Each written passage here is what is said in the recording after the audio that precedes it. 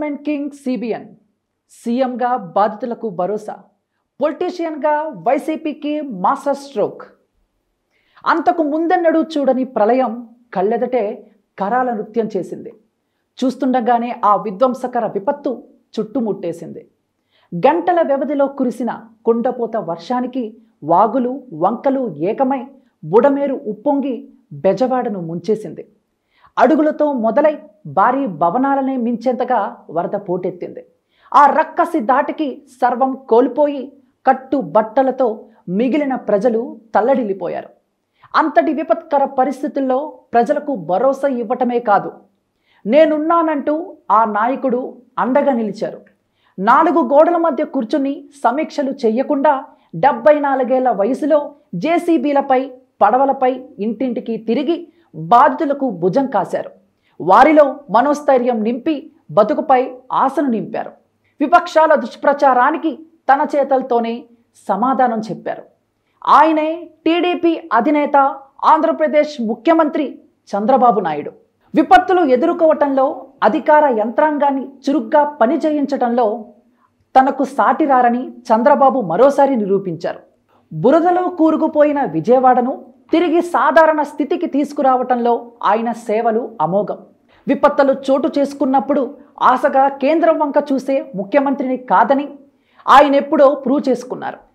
అందుబాటులో ఉన్న శాస్త్ర సాంకేతిక సాయాన్ని, వ్యూహాలను వినియోగించి జనసామాన్యాన్ని ఎన్నోసార్లు ఒడ్డున పడేశారు. 1996 కోనసీమ తుఫాన్, హుదూద్ వంటి సూపర్ సైక్లోన్లను చంద్రబాబు తన స్ట్రాటజీతో ఎదుర్కొన్నారు. ప్రకృతి ముందు నిలబడటం అసాధ్యమని ఆయనకు తెలియని విషయం కాదు. కానీ విలయం నుంచి వికాసం వైపు నడిపించటంలో చంద్రబాబు తనదైన విజన్ చూపారు. విజయవాడ వరదల్లో చంద్రబాబు పనితీరు దేశానికే మార్గదర్శకంగా నిలిచింది.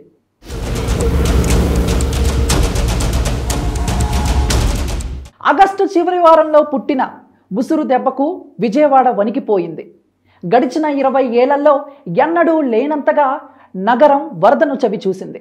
ఎడతెరిపి లేకుండా 20 సెంటీమీటర్లకు పైగా వర్షం కురవడంతో వరద నీరు రోడ్లపైకొచ్చింది. అన్ని చోట్ల దాదాపు మనిషి ఎత్తులో నీరు చొచ్చుకొచ్చింది. బస్టాండ్ సమీపంలోని రైల్వే అండర్ గ్రౌండ్ వంతెన వద్ద దాదాపు 7 అడుగుల మేర వరద నీరు పోటెత్తడంతో జనం విలవిల్లాడిపోయారు. నగరంలోని ప్రతి కాలనీ నీట మునిగిన న్యూ రాజరాజేశ్వరిపేట, వాంబే కాలనీ, జక్కంపూడి, సింగ్ నగర్ ఏరియాలు భారీ నష్టాన్ని చవిచూశాయి. వర్షాలు, వరద పరిస్థితులను ఎప్పటికప్పుడు తెలుసుకుంటూనే ఉన్న చంద్రబాబు వర్షం తెరిపించిన తరువాత నేరుగా రంగంలోకి దిగారు. తాను స్పాట్లో ఉంటేనే అధికార యంత్రాంగం అలర్ట్గా ఉంటుందనే ఉద్దేశంతో సీఎం బయలుదేరారు. ఇక కాన్వాయ్ని పక్కన పెట్టి ఒక జేసీబీలోనే నగరం మొత్తం తిరుగుతూ ప్రజల కష్టాలను తెలుసుకుంటూ అధికారులకు మార్గనిర్దేశం చేస్తూ చంద్రబాబు ముందుకు కదిలారు. మంత్రులు, అధికారులు పార్టీ కేడర్ని ఆదేశించి పని చేయించే అవకాశం ఉన్నా ముఖ్యమంత్రి మాత్రం తానే స్వయంగా బాధితులకు అండగా నిలుస్తానని చెప్పారు. విజయవాడలో పరిస్థితులు చూస్తే బాధగా ఉందని, లక్షల మంది ప్రజలు వరద నీటిలో చిక్కుకున్నారని, ఇవన్నీ చూస్తే నా మనసు కుదురుగా ఉండటం లేదని చంద్రబాబు ఆవేదన వ్యక్తం చేశారు. సీఎం పర్యవేక్షణలోనే అధికారులు, సహాయక సిబ్బంది వరద బాధితులను సురక్షిత ప్రాంతాలకు చేరవేసే పనిని వేగవంతం చేశారు. ఇక అర్ధరాత్రి వేళల్లోనూ బోటుపై పర్యటించి అందరికీ ఆహారం, మంచినీరు అందిందా లేదా అన్న వివరాలు ఆరా తీశారు. తానే స్వయంగా ఆహార పొట్లాలు, వాటర్ బాటిల్స్, బిస్కెట్ ప్యాకెట్లను అందించారు. వరద ప్రభావిత ప్రాంతాల్లో పర్యటిస్తూనే తిరిగి కలెక్టరేట్కు చేరుకుని విజయవాడతో పాటు రాష్ట్ర వ్యాప్తంగా పరిస్థితులను ఆరా తీసేవారు. కేంద్ర ప్రభుత్వానికి ఎప్పటికప్పుడు నివేదిక చేరవేస్తూ టచ్లో ఉన్నారు. చంద్రబాబు ఆయన కృషి ఫలితంగానే కేంద్ర మంత్రి శివరాజ్ సింగ్ చౌహాన్ విజయవాడలోని వరద ప్రభావిత ప్రాంతాల్లో పర్యటించడానికి ఆగ మేఘాల మీద చేరుకున్నారు. ఈ సందర్భంగా ఏర్పాటు చేసిన ప్రెస్ మీట్లో సీఎంపై ప్రశంసల వర్షం కురిపించారు చౌహాన్. ప్రజల ప్రాణాలు కాపాడేందుకు చంద్రబాబు ఎంతో కృషి చేశారని, తాము కూడా ఆయన విజ్ఞప్తి మేరకు ఎన్డీఆర్ఎఫ్, ఎయిర్ ఫోర్స్ బృందాలను రంగంలోకి దింపినట్లు శివరాజ్ సింగ్ చౌహాన్ చెప్పారు. ఇక విజయవాడను వరద ముప్పు నుంచి ఒడ్డున పడేసిన చంద్రబాబుకు బురద తొలగింపు వ్యవహారం సవాళ్లు విసిరింది. రాష్ట్రంలోని అగ్నిమాపక శకటాల్లో సింహభాగం విజయవాడకు తెప్పించిన ఆయన విధుల వెంబడి బురద తొలగించే పనులకు శ్రీకారం చుట్టారు. పారిశుద్ధ్యం, విద్యుత్, కార్మికులను రప్పించి పనులను వేగంగా జరిపించారు. వరద నేపథ్యంలో అంటువ్యాధులు ప్రబలకుండా మెడికల్ క్యాంపులు ఏర్పాటు చేశారు. వరద ముప్పు నుంచి బెజవాడ బయటపడింది అన్నప్పుడే చంద్రబాబు విశ్రమించారు. కేవలం 10 రోజుల్లో బాధితులకు సాయం కూడా ప్రకటించి తన పెద్ద మనసు చాటుకున్నారు సీఎం. వరదల్లో ఇల్లు కోల్పోయిన వారికి ఇల్లు కట్టిస్తానని, దెబ్బతిన్న ఇళ్లకు 25,000 రూపాయలు, ఫస్ట్ ఫ్లోర్లో ఉండే వారికి 10,000 రూపాయలు, ఇళ్లలోకి వరద వచ్చిన వారికి 10,000 రూపాయలు అందచేస్తామని చంద్రబాబు ప్రకటించారు. ఇక వ్యాపారులు, మత్స్యకారులు, రైతులు, సూక్ష్మ చిన్న తరహా పరిశ్రమలు ఇలా ప్రతి ఒక్కరికి విడివిడిగా సాయం ప్రకటించారు సీఎం చంద్రబాబు. సహజంగా వరదలు, ప్రకృతి విపత్తులు చోటు చేసుకున్నప్పుడు రాజకీయాలకు అతీతంగా అందరూ ఒక తాటిపైకి వస్తారు. కానీ దురదృష్టవశాత్తు ఆంధ్రప్రదేశ్లో ఆ పరిస్థితులు లేవు. వరదలో బురద రాజకీయాలు చేసింది వైఎస్ఆర్ కాంగ్రెస్ పార్టీ. అబద్ధాలు చెబుతూ అవగాహన లేకుండా మాట్లాడి అడ్డంగా బుక్ అయిపోయారు. మాజీ సీఎం వైఎస్ జగన్మోహన్ రెడ్డి గారు దీనికి రాజధానిని లింక్ పెట్టారు. తొలి నుంచి అమరావతిని రాజధానిగా ఏర్పాటు చేయటం ఇష్టం లేని జగన్ తాజా వరదలపై తన మీడియా ద్వారా దుష్ప్రచారం చేయించారు. చంద్రబాబు తన ఇల్లు మునిగిపోకుండా కాపాడుకునేందుకే ముందస్తు హెచ్చరికలు లేకుండా బుడమేరు గేట్లు ఎత్తేశారని జగన్ తన అవగాహన లేమిని ప్రదర్శించారు. కృష్ణా నదికి రిటైనింగ్ వాల్ను నిర్మించిన ఘనత తనదేనని, తాను ఆ పని చేయకుంటే మరింత నష్టం సంభవించేదని చెప్పుకొచ్చారు. కానీ ఆ రిటైనింగ్ వాల్కు రూపకల్పన, శంకుస్థాపనల పనులు ప్రారంభించింది చంద్రబాబు అన్నది కృష్ణలంక వాసులకు తెలియదనుకున్నారు జగన్. దీంతో టీడీపీ హయాంలో సగం పైగా పూర్తయిన రిటైనింగ్ వాల్ ఫోటోలు, వీడియోలు సోషల్ మీడియాలో చక్కెర్లు కొట్టాయి. దీంతో జగన్ బ్యాచ్ నాలుక ఖర్చుకుంది.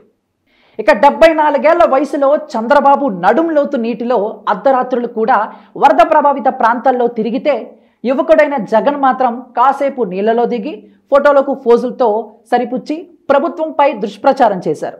2019 ఎన్నికల్లో సీఎంగా పగ్గాలు చేపట్టడంతోనే అమరావతి డేంజర్ జోన్లో ఉందని, ఎప్పటికైనా మునిగిపోతుందని ప్రచారం చేశారు జగన్. ఓ సామాజిక వర్గాన్ని టార్గెట్ చేసిన ఆయన అధికారం కోల్పోయినా అదే అక్కస్సు వెళ్ళగక్కుతున్నారు. రాజధాని మునిగిపోతే హైకోర్టు, సచివాలయం ఎలా పనిచేస్తున్నాయనే దానిపై కనీస అవగాహన లేకుండా అబద్ధాలు ప్రచారం చేశారు జగన్. ఈ క్రమంలో నిపుణుల కమిటీ నివేదిక వైసీపీ బ్యాచ్కు చెంప చెల్లుమనిపించింది. అమరావతిలోని హైకోర్టు, సచివాలయం, విభాగాధిపతుల కార్యాలయాల భవనాలకు ఎలాంటి డోకా లేదని చెన్నై, హైదరాబాద్, ఐఐటీలకు చెందిన నిపుణులు తేల్చి చెప్పడంతో జగన్ బ్యాచ్ షాక్ తగలగా చంద్రబాబుకు ఇక్కడ మార్కులు పడ్డాయి. ఇక బుడమేరు గురించి విజయవాడ చుట్టుప్రక్కల ప్రాంతాలకు తప్పించి రాష్ట్రంలోని ఇతర జిల్లాలకు దాని గురించి తెలిసే అవకాశం లేదు. ఇంకేముంది, చంద్రబాబు ఇల్లు మునక్కుండా ఉండేందుకే బుడమేరు గేట్లు ఎత్తేశారని అబద్ధం చెప్పారు. తీరా జనం చివాట్లు పెట్టేసరికి సైలెంట్ అయ్యారు. బుడమేరు కట్టలు తెగడానికి ఇబ్రహీంపట్నం వద్ద దాదాపు 25 ఏళ్ల కిందట కట్టిన మినీ హైడల్ ప్లాంట్ కారణమంటూ కొత్త ప్రచారానికి తెరతీశారు. ఇక్కడ విచిత్రం ఏంటంటే, కృష్ణానదికి వరదలొస్తే బుడమేరు నీరు నదిలోకి వెళ్ళే అవకాశం లేదు. అలాగే నదికి వరదొస్తే ఈ ప్లాంట్ కూడా మునిగిపోతుంది. బుడమేరు విషయం ప్రస్తావనకు వచ్చింది కాబట్టి ముఖ్యంగా చెప్పుకోవాల్సింది మంత్రి నిమ్మల రామానాయుడు గురించి. చంద్రబాబు ఆదేశాల మేరకు ఆయన గండ్లు పడిన ప్రాంతాల వద్దే గడిపారు. 3 రోజులకు పైగా నిద్ర లేకుండా గొడుగు కిందే ఆశ్రయం పొంది పనులను పర్యవేక్షించారు. గండ్లు పూడే వరకు విశ్రమించేది లేదన్నట్లుగా మొండిగా పనిచేశారు. నిమ్మల కృషి వల్లే మరింత వరద ఊళ్ళల్లోకి రాలేదని నీటిపారుదల శాఖ నిపుణులు చెప్పుకొచ్చారు. ఇక బెజవాడ పూర్తిగా మునిగిపోయి వందలాది మంది ప్రజలు ప్రాణాలు కోల్పోలేదు. రాజధాని మునిగిపోలేదు. చంద్రబాబు ఇల్లు మునిగిపోలేదు. పైగా ప్రభుత్వ పనితీరును ప్రజలు మెచ్చుకుంటూ ఉండటం, ఇవన్నీ జగన్ అండ్ కోకు ఏమాత్రం రుచించలేదు. ఈ బురద రాజకీయం మధ్యలో లక్షలాది క్యూసెక్కుల వరద నీరు ప్రకాశం బ్యారేజ్కు వస్తున్న దశలో భారీ బోట్లు కొట్టుకొచ్చి పిల్లర్లను ఢీకొనడంతో ఏపీ రాజకీయం వేడెక్కింది. భారీ వర్షాల నేపథ్యంలో సెప్టెంబర్ 1 రాత్రి నాటికి ప్రకాశం బరాజ్కు దాదాపు 11,50,00,000 క్యూసెక్కుల నీరు చేరింది.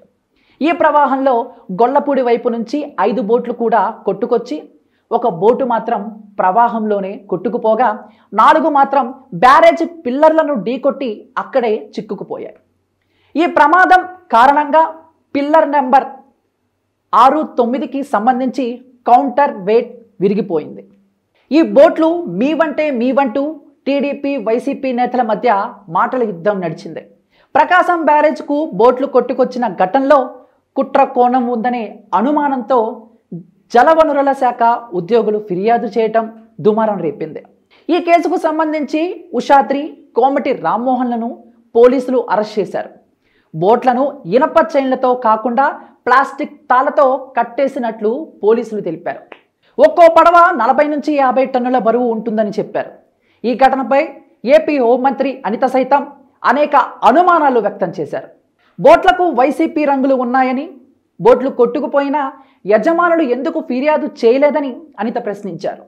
ఎన్నడూ లేని విధంగా గొల్లపూడి వైపు బోట్లను ఎందుకు పార్క్ చేశారన్న ఆమె నిందితుల కాల్ డేటా, గూగుల్ టేకౌట్ వివరాలను సేకరిస్తున్నట్లు చెప్పారు. ఇక మరోవైపు ఈ బోట్ల తొలగింపు ప్రక్రియ ప్రభుత్వానికి తలనొప్పిగా మారింది. దాదాపు 11 రోజుల పాటు ఎన్నో వ్యయ ప్రయాసాలు కూర్చినా, నిపుణుల వ్యూహాలు రచించినా ఫలించలేదు.